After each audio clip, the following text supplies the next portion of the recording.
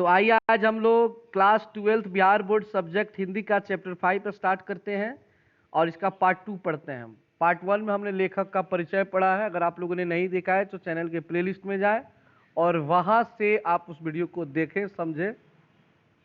और आज हम लोग पार्ट 2 में कहानी को शुरू करेंगे। इस कहानी को हम 3 पार्ट में समाप्त करेंगे, पार्ट 2, 3 एंड 4, क्योंकि 9 पेज का ये पार्ट है। हम एक वीडियो में 3 पेज को कवर करेंगे, ठीक है ना। तो चलिए शुरू करते हैं इसको। पाठ का नाम रोज, इसके लेखक का नाम सच्चिदानंद हीरानंद वात्स्यायन अज्ञेय है और ये एक कहानी है।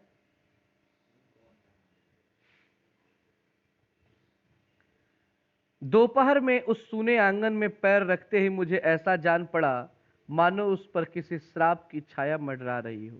उसके वातावरण में कुछ ऐसा अकथ्य, अस्पृश्य, किंतु फिर भी बोझल और प्रकंप में घना सा सन्नाटा फैल रहा था।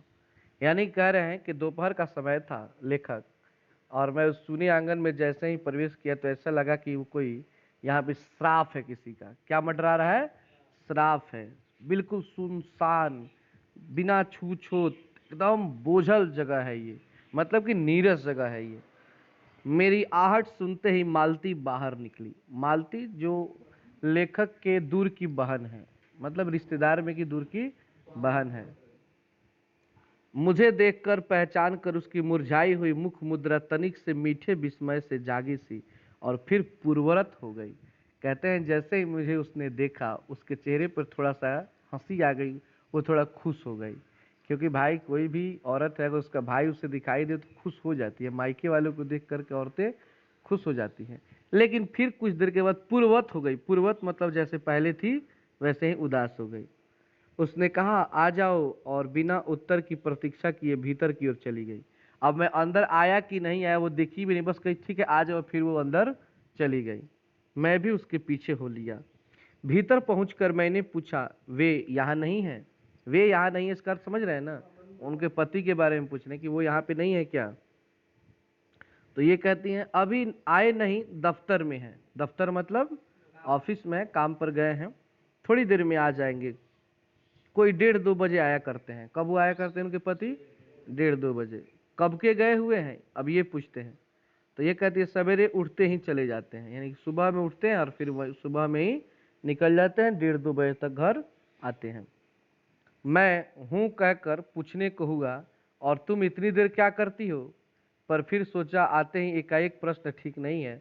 मैं कमरे के चारों ओर देखने लगा। अब कहते हैं कि मैंने पूछना चाहा कि भाई तुम इतना देर क्या करती हो तब, लेकिन सोचा कि अब आते आते किसी से इतना सवाल पूछे तो उसको अच्छा नहीं लगेगा। मालती एक पंखा उठा लाई और मुझे हवा करने लगी। हाँ, पंखा समझते हैं ना, मतलब वही बेना, बेना भोजपुरी में बोलते हैं। लाई उसको पंखा करने लगी। आपत्ति करते हुए कहा, मैंने कहा नहीं नहीं मुझे नहीं चाहिए, पर वह नहीं मानी। बोली वाह, चाहिए कैसे नहीं, इतनी धूप में तो आए हो यहाँ तो। मैंने कहा अच्छा लाओ मुझे दे दो। वो कहते हैं कि अरे रहने दो, ऐसा होता है, हम लोग भी कहते हैं ना जी, कहीं जाते हैं अगर लगता है बिना रह दिया हो गई, ओ हो गई। भले निमन लागे ला के तनी और हैंग हाकत रहा, लेकिन फिर भी आदमी निभावे खातिर कहेला। कितना कितना हित होला कल से ठीक बतबली हाकी अपने से, वो ये लगल वो तो बड़ा हित खतरनाक बटे। बहुत लोग रहना ना ठीक बा, वो लोग हाके ला कुछ देर। वह शायद ना करने वाली थी, पर तभी दूसरे कमरे से शिशु के रोने की आवाज सुनकर उसने चुपचाप पंखा मुझे दे दिया और घुटने पर हाथ टेक कर एक थकी हुई हूं करके उठी और भीतर चली गई।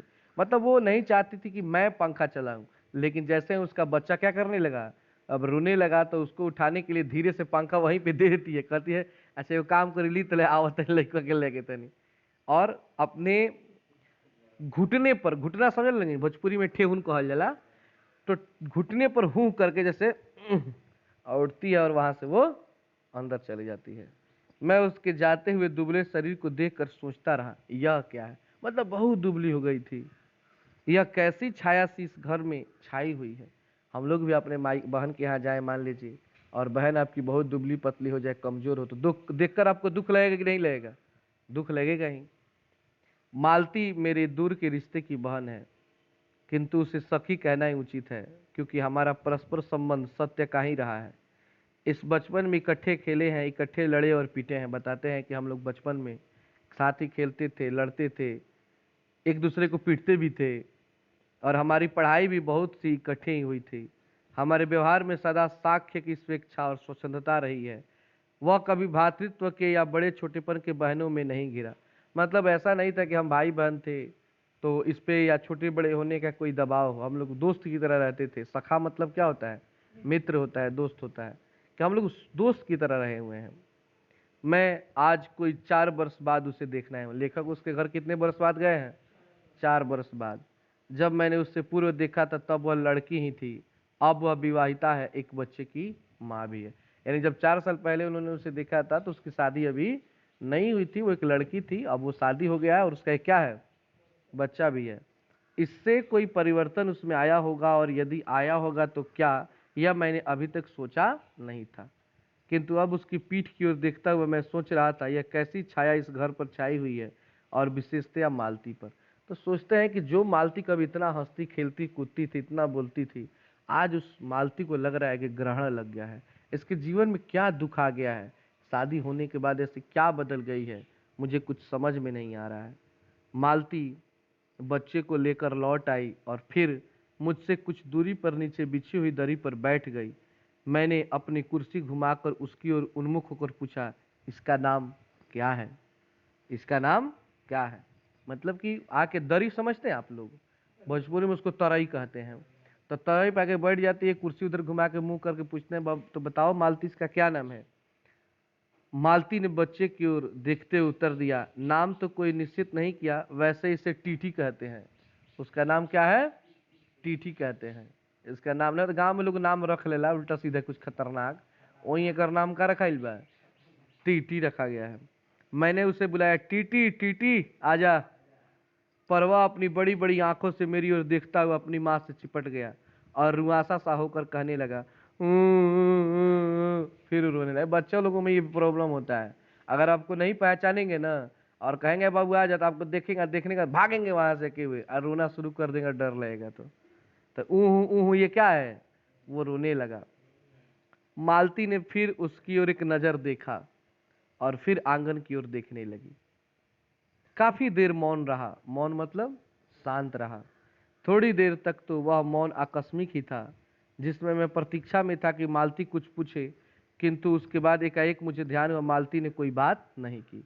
अब इनको लग रहा था कि भाई मालती कुछ पूछेगा। आप मान लीजिए किसी के यहाँ जाइए, अब वो आपसे बोलना ही मना, चुपचाप बैठा रहे, आपका मन वहां पे लगेगा? कोई भी किसी के यहाँ जाता है भाई कुछ बातचीत करे, कुछ मन बहलेगा थोड़ा।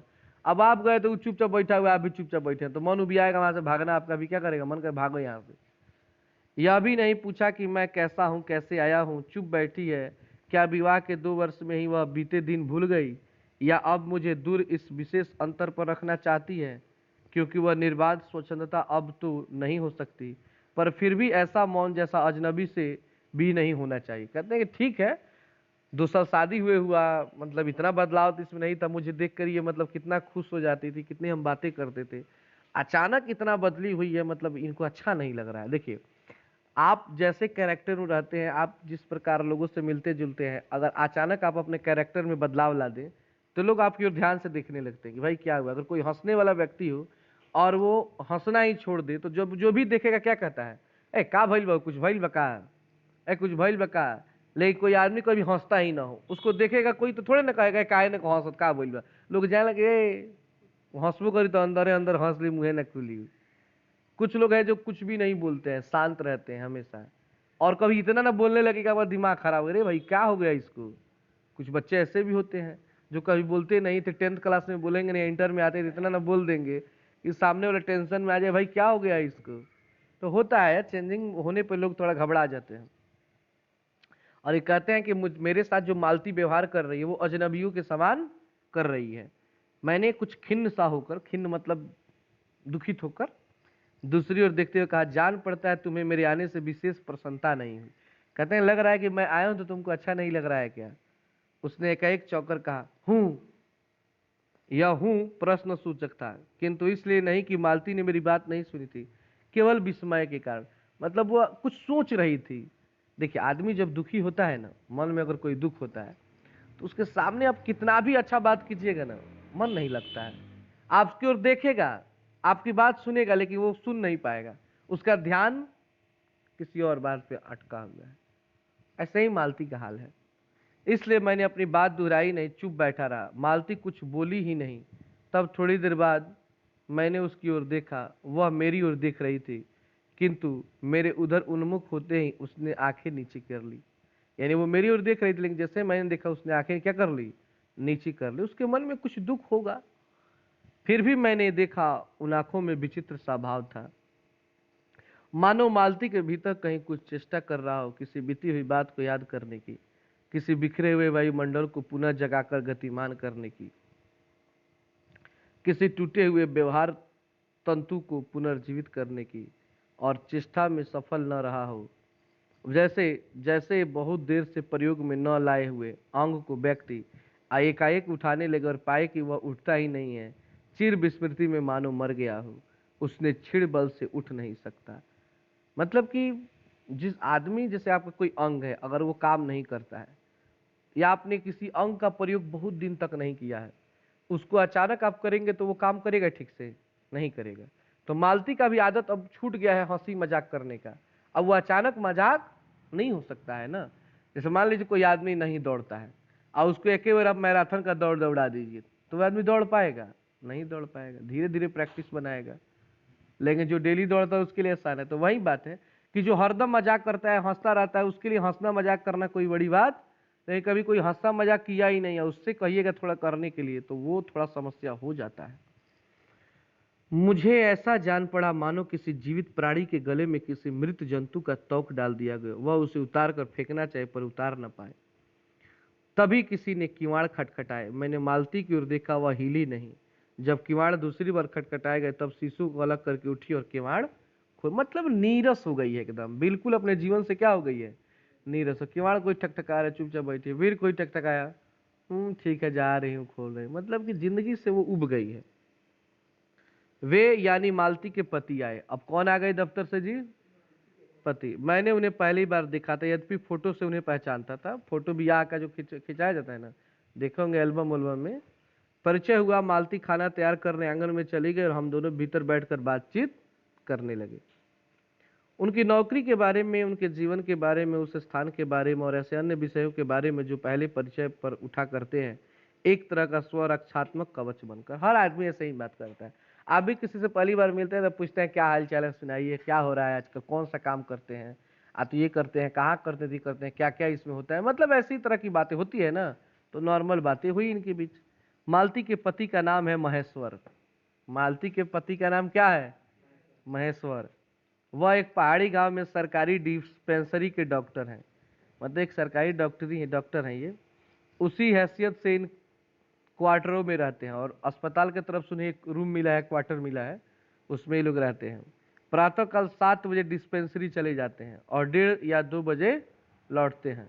उसके बाद दोपहर भर छुट्टी रहती है। केवल शाम को 1-2 घंटे फिर चक्कर लगाने के लिए जाते हैं। डिस्पेंसरी के साथ छोटे से अस्पताल में रोगियों को देखने और अन्य जरूरी हिदायतें करने। उनका जीवन भी बिल्कुल एक निर्दिष्ट करें पर चलता है। नित्य वही काम, उसी प्रकार के मरीज, वही हिदायतें, वही नुस्खे, वही दवाइयाँ। मतलब देखिए क्या है, लेखक कह रहा है कि मनुष्य का जीवन नीरस कब हो जाता है? जब वह रोज एक ही जैसा काम करना शुरू कर देता है। कुछ बदलाव उसमें होना जरूरी है, क्योंकि इसी देखिए प्रकृति का नियम क्या है, हरदम कुछ बदलते रहता है, तभी तो दुनिया अच्छी लगती है। अगर कुछ बदले ही ना, मान लीजिए कि वही पत्ते सालों भर रहे, कभी झड़े नहीं, नए पत्ते नहीं आए, क्या मजा आएगा? मन उब जाएगा यार। इस तरह क्या होता है कि पत्ता लगा, झड़ गया, फिर नए पत्ते आए। हवा कभी बहता है, कभी नहीं बहता है, दोनों का मजा है। कभी गर्मी पड़ेगा, कभी ठंडा लगेगा, कभी बारिश हो जाएगी। ये चेंज है, चेंज से मनुष्य खुश रहता है। लेकिन एक ही जैसा सब चीज हो जाए, इंटरेस्ट ही खत्म हो जाएगा लाइफ का।